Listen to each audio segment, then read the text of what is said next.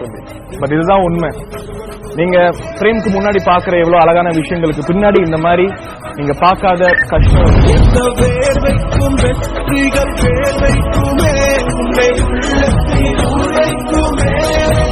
மக்களாகி உங்களோட மனசுல ஒரு சின்ன ஒரு இடத்தை பிடிக்கணும் அப்படிங்கறதுக்காக தான் நல்ல ஒரு எஃபர்ட் போட்டிருக்காங்க, நல்லா செஞ்சிருக்கீங்க அப்படி நீங்க சொல்ற அந்த ஒரு வார்த்தைக்காக மட்டும்தான் எங்களை மாதிரி எவ்வளவு கலைஞர்கள் கஷ்டப்பட்டு இருக்காங்க.